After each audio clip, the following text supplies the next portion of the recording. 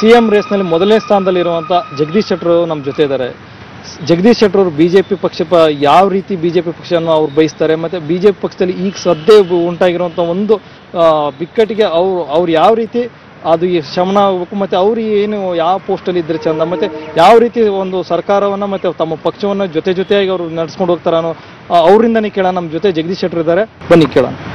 Sir, ಈಗ ಸದ್ಯ ನಿಮ್ಮಲ್ಲಿ ಉಂಟಾಗಿರುವಂಥ ಗೊಂದಲಕ್ಕೆ ಪರಿಹಾರ ಅಂದ್ರೆ ಏನು? ಇದು ಏನು ಯಾವುದೇ ಗೊಂದಲ ಆಗಲಿ ಮತ್ತೊಂದಾಗಲಿ ನಮ್ಮ ಪಕ್ಷದಲ್ಲಿಲ್ಲ. ನಾವೆಲ್ಲರೂ ಒಗ್ಗಟ್ಟಿನಿಂದ ನಾವು ಕೆಲಸ ಮಾಡ್ತಾ ಇದ್ದೇವೆ. ಈಗ ಮಾನ್ಯ ಯಡಿಯೂರಪ್ಪನವರು ರಾಜೀನಾಮೆ ಕೊಟ್ಟಂತೆ ಅವ್ರ ಬಗ್ಗೆ ನನಗೆ ಅಪಾರವಾದಂಥ ಗೌರವ ಇದೆ.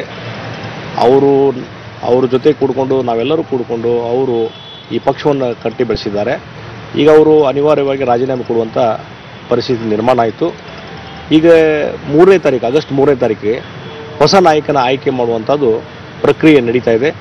ಬಹುಶಃ ನನಗೆ ಅನಿಸ್ತದೆ ಆಗಸ್ಟ್ 3ನೇ ತಾರೀಕಿಗೆ ಎಲ್ಲ ರೀತಿಯ ಗೊಂದಲಗಳಿಗೆ ಅಂತಿಮವಾದಂಥ ತೆರೆ ಬೀಳ್ತದೆ. ಇದಕ್ಕೂ ಮೊದಲು ಬಿಜೆಪಿ ಸರ್ಕಾರ ಪ್ರಮಾಣ ವಚನ ಸ್ವೀಕರಿಸಿದಾಗ ನಿಮಗೆ ಸ್ಪೀಕರ್ ಅಂತ ನಿಮ್ಗೆ ಯಾವುದೇ ಒಂದು ಖಾತೆ ಕೊಡೋದಕ್ಕೆ ಜನ ತುಂಬಾನೇ ಗಲಾಟೆ ಮಾಡಿದ್ರು. ಜಗದೀಶ್ ಶೆಟ್ಟರ್ ನಮ್ಮ ನಾಯಕರು, ಅವ್ರಿಗೆ ಒಂದು ಖಾತೆ ಕೊಡಬೇಕು. ಈಗಲೂ ಸಹ ಜನ ಹೇಳ್ತಾರೆ ಜಗದೀಶ್ ಶೆಟ್ಟರ್ ಸಿಎಂ ಆಗ್ಬೇಕು ಅಂತ. ನೀವು ವೈಯಕ್ತಿಕವಾಗಿ ಯಾವತ್ತಾದ್ರೂ ಕನಸಲ್ಲಾದ್ರೂ ಕಂಡಿದ್ದೀರಾ ನಾನು ಸಿಎಂ ಆಗಬೇಕು ಅಂತ? ನೋಡ್ರಿ, ನಾನು ರಾಜಕೀಯದಲ್ಲಿ ಯಾವುದೇ ರೀತಿಯಾದ ಒಂದು ಅಂಬಿಷನ್ ಇಟ್ಕೊಂಡು ಗುರಿಯನ್ನು ಇಟ್ಕೊಂಡು ಬಂದಂಥ ವ್ಯಕ್ತಿ ಅಲ್ಲ.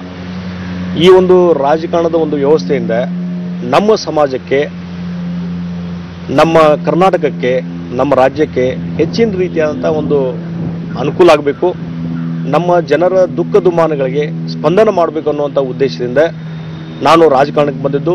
ಜನ ಆಶೀರ್ವಾದ ಮಾಡಿದ್ದಾರೆ. 4 ಸಲ ಸತತವಾಗಿ ಹುಬ್ಬಳ್ಳಿಯ ಜನ ನನ್ನ ಆರಿಸಿ ಕಳಿಸಿದ್ದಾರೆ ಮತ್ತು ಅವರ ಒಂದು ಆಶೀರ್ವಾದದಿಂದ ಹೆಚ್ಚಿನ ರೀತಿಯಾದಂಥ ಕೆಲಸ ಕಾರ್ಯಗಳನ್ನು ನಾನು ಇಲ್ಲಿವರೆಗೆ ಮಾಡ್ಕೊಂಡು ಬಂದಿದ್ದೇನೆ.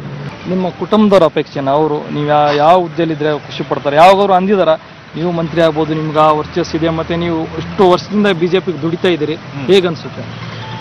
ಇದು ನಮ್ಮ ಕುಟುಂಬದವರ ಪ್ರಶ್ನೆ ಅಲ್ಲ. ಇದು ಜನರ ಒಂದು ಪ್ರಶ್ನೆ, ಜನರ ಒಂದು ಬಯಕೆ ರೀತಿಯಲ್ಲಿ ನಾವು ನಡ್ಕೊಳ್ಬೇಕಾಗ್ತದೆ. ಫ್ಯಾಮಿಲಿ ಅವರು ಏನು ಬಯಸ್ತಾರೆ ಏನು ಅನ್ನೋಂಥದ್ದು ಇಂಪಾರ್ಟೆಂಟ್ ಅಲ್ಲ.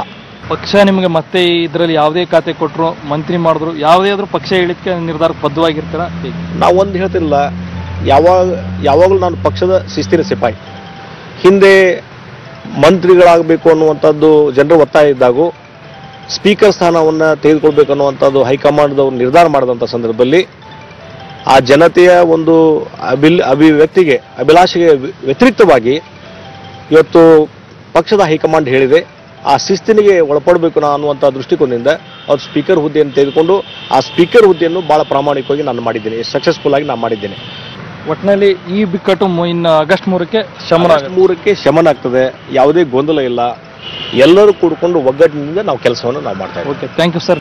ಇದು ಜಗದೀಶ್ ಶೆಟ್ಟರ್ ಅವರ ಮನದಾಳದ ಮಾತು. ಅವ್ರು ಹೇಳೋ ಪ್ರಕಾರ ಏನೇ ಆಗಲಿ ಪಾರ್ಟಿ ಬಲಿಷ್ಠವಾಗಬೇಕು, ಮತ್ತೆ ಪಕ್ಷದಲ್ಲಿ ಒಂದು ಬಲಿಷ್ಠತನ ಬರಬೇಕು, ಮತ್ತೆ ಯಾರೇ ಆಯ್ಕೆ ಆಗಲಿ ನಾನು ಅದಕ್ಕೆ ಸದಾ ಸಿದ್ಧ, ಸದಾ ಪಾಕ್ಷಿಕವಾಗಿ ನಾನು ದುಡಿತಿದ್ದೀನಿ, ಮತ್ತೆ ಯಾವ ಹುದ್ದೆ ಬೇಕಾದ್ರೆ ನಾನು ನಿರ್ವಹಿಸ್ತೀನಿ ಅಂತ ಹೇಳ್ತಾ ಇದ್ರೆ ಒಟ್ಟಿನಲ್ಲಿ ಏನಪ್ಪಾ ಅಂದ್ರೆ ಏನೇ ಆಗಲಿ ಬಿಜೆಪಿನಲ್ಲಿ ಉಂಟಾಗಿರುವಂತಹ ಬಿಕ್ಕಟ್ಟು ಶಮನ ಆಗುತ್ತೆ ಅನ್ನೋ ಆಶಾವಾದದಲ್ಲಿದ್ದಾರೆ. ಶಿವಶಂಕರ್ ಜೊತೆ ರವಿ ಎಸ್, ಜನಶ್ರೀ ನ್ಯೂಸ್, ಬೆಂಗಳೂರು.